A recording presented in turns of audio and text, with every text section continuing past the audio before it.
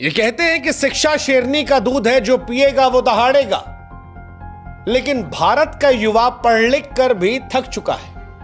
वो थक चुका है इंतजार करते करते, लड़ते लड़ते और टूटते टूटते, क्योंकि जिस सिस्टम ने उसे समझाया था कि पढ़ोगे लिखोगे मेहनत करोगे तो फल मिलेगा, वो सिस्टम अब उसे इंतजार करवा करवा कर थका रहा है। लाखों युवा ऐसे हैं जिन्होंने रेलवे की नौकरी के लिए खेत छोड़ दिए थे, घर छोड़ दिए थे, सपने बुने थे, जी जान से पढ़ाई की थी, घर परिवार से दूर कोचिंग की भीड़ में किराए का कमरा लेकर आधा पेट खाना खाकर दिल में उम्मीद जगाकर पढ़ रहे थे कि एक रोज नौकरी मिलेगी। लेकिन भर्तियां अधूरी है, नियुक्तियां अटकी हैं, जवाब गायब है। करोड़ों युवा ऐसे हैं जिन्होंने फॉर्म भरे हैं, लाखों ऐसे हैं जिन्होंने परीक्षा दी है, लेकिन सालों तक सिर्फ नोटिसों का इंतजार कर रहे हैं। हर बार एक नई तारीख आती है और उस तारीख के साथ एक पुराना बहाना की प्रक्रिया जारी है।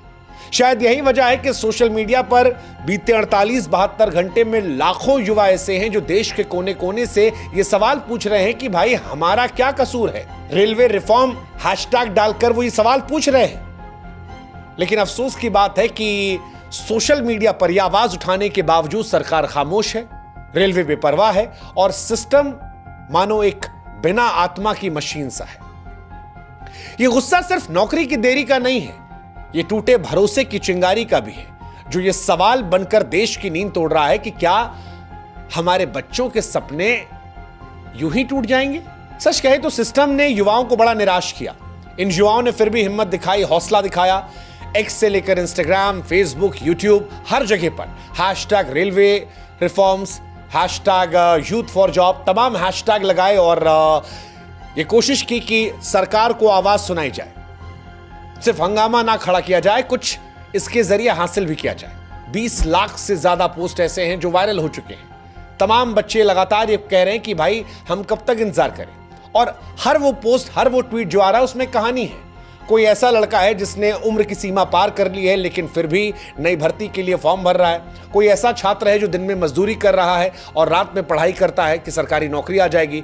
कोई बेटा है जो बीमार माता पिता के बेहतर भविष्य के लिए इस नौकरी का इंतजार कर रहा है। कोई बेटी है जो कह रही है कि भाई पहली घर की होंगी, नौकरी मिल जाएगी।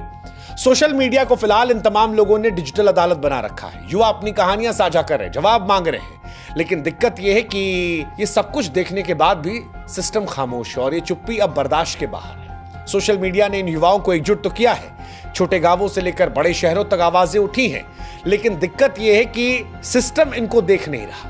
ये छात्र बार बार कह रहे हैं कि ये इंकलाब सिर्फ रेलवे भर्ती का नहीं है, ये उस सिस्टम के खिलाफ है जो युवाओं के सपनों को नजरअंदाज करता है। 5 मांग इन्होंने मांगी है। पहली मांग है कि समयबद्ध नियुक्ति की जाए, हर भर्ती प्रक्रिया जो है उसकी स्पष्ट टाइमलाइन हो, परीक्षा, रिजल्ट, डॉक्यूमेंट वेरिफिकेशन और नियुक्ति सब कुछ तय समय में पूरा हो। मतलब ये बड़ी समस्या है। उदाहरण के तौर पर आरआरबी एनटीपीसी 2019 की परीक्षा के रिजल्ट में 4 साल से अधिक वक्त लगा। दूसरी मांग इनकी है कि लंबित भर्तियों पर तुरंत कार्रवाई की जाए। ग्रुप डी, आरआरबी, एनटीपीसी तमाम भर्ती प्रक्रिया सालों से अधूरी है। इनके रिजल्ट और नियुक्तियां तुरंत घोषित हो। युवाओं को जानने का हक है कि उनकी मेहनत का नतीजा कब कैसे मिलेगा। तीसरा यह है कि खाली पदों की पारदर्शी जानकारी दी जाए कि रेलवे में कितने पद खाली हैं, कब तक भरे जाएंगे, क्या होगा। इनकी नियमित और पारदर्शी जानकारी सार्वजनिक हो, ऑनलाइन पोर्टल हो जहां पर सारी चीजों की डिटेल दी जाए। चौथी मांग इनकी है कि जो प्रक्रिया हो वो पारदर्शी हो, जवाबदेही तय हो। मतलब एडमिट कार्ड से लेकर परीक्षा, रिजल्ट, ज्वाइनिंग सब कुछ ओपन हो। अगर कोई गड़बड़ी हो तो उसकी जिम्मेदारी तय हो और जवाब भी सही समय पर मिले। और पांचवी एक इंपॉर्टेंट मांग है कि सिस्टम की देरी की वजह से जो युवा उम्र पार कर चुके हैं उनकी गलती नहीं है, सिस्टम की नाकामी की वजह से। ऐसे में उन लड़कों को अधिकतम आयु सीमा में छूट दी जाए ताकि जो मेहनत कर रहे हैं उनका हक न छूटे।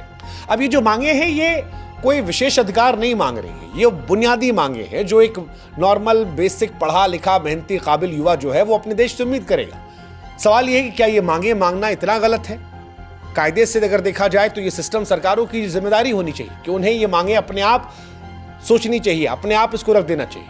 और इसीलिए कुछ सवाल है जो युवाओं के मन में है तूफान की तरह, और अब ये पूरे प्रशासनिक तंत्र रेलवे की नीतियों पर सवाल उठाते हैं कि भाई साहब लाखों पद खाली है फिर भी भर्ती क्यों रुकी है। मतलब भारतीय रेलवे हम सब जानते हैं जीवन रेखा है, 3 लाख के आसपास पद माना जा रहा है खाली है। खासकर ग्रुप सी जैसे station master, clerk, ticket checker, group D में ट्रैकमैन, हेल्पर, पोर्टर, ये तमाम वही पद है जिनके लिए छोटे शहर और गांवों के युवा जो है दिन रात मेहनत करते हैं। अब सवाल ये अगर इतनी कमी है तो फिर भर्ती क्यों नहीं की जा रही है?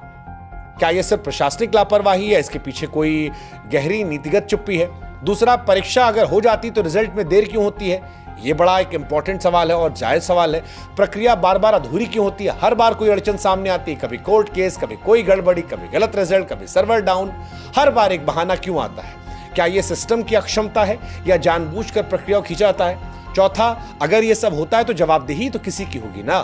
सरकार चुप है, रेलवे बोर्ड लापरवाह है, सिस्टम तो ऐसी मशीन बना है, ना संवेदना है, ना जवाबदेही। और अगर ये सब लापरवाह है तो इन बच्चों का क्या, जो युवा अपने परिवार की पहली पीढ़ी के पढ़े लिखे सदस्य हैं, गांव से निकलकर संघर्ष कर रहे हैं, दिन रात मेहनत की, जवानी खपा दी, उनके सपनों का क्या? ये सवाल सिर्फ गुस्से का इजहार नहीं है, उस टूटे हुए भरोसे की भी चीख है जो सड़कों, रेलवे स्टेशन, सोशल मीडिया और हर जगह गूंज रहा है। बच्चे आवाज उठा रहे हैं। यह गुस्सा नौकरी की देरी का नहीं बल्कि उस विश्वासघात का भी है जो एक पूरी पीढ़ी को झेलना पड़ रहा है। अब अगर आप रेलवे की हकीकत की बात करेंगे तो रेलवे हम सब जानते हैं कि लाखों परिवारों की उम्मीदों का आधार है, युवाओं के लिए सपना है, लेकिन इसकी स्थिति डराने वाली है। यह माना जा रहा है कि लाखों पद खाली है, जैसा कि हमने कहा ग्रुप सी और ग्रुप डी में तो बहुत खाली है, और इन खाली पदों का असर यह है कि रेलवे की सेवा जो है उसमें भी परेशानी होती है। जैसे ट्रेन लेट लतीफ होती है, स्टेशन पर अव्यवस्था दिखती है, जो कर्मचारी काम कर रहे हैं उन पर अतिरिक्त दबाव है, हादसे बढ़ रहे हैं। तो ये माना जा रहा है कि जो सारी चीजें हैं ये इनकी वजह उन कर्मचारियों कमी, सिस्टम की लापरवाही है। अगर इन पदों पर भर्ती हो जाए तो रेलवे भी बेहतर हो सकती है। दूसरी तरफ बेरोजगारी का दंश देखिए, लाखों पढ़े लिखे युवा बेरोजगार हैं, रेलवे की नौकरी के लिए तैयार हैं, लेकिन रेलवे में पद खाली होने के बावजूद भर्तियां नहीं हो रही हैं। अब सवाल यह कि क्यों नहीं हो रही? पढ़ा लिखा कर मतलब क्या? और अगर देना नहीं तो सपनों की कीमत क्या है? क्योंकि ये सिर्फ रोजगार नहीं है, वो लड़के जिन्होंने पढ़ाई लिखाई की उनके लिए सम्मान है, स्थिरता है, उनकी भविष्य गारंटी है। और अगर ये सपना सालों तक ऐसी अधर में लटका रहा तो ये किसी व्यक्ति का नहीं बल्कि पूरे परिवार या कहें सोच का नुकसान हो जाएगा।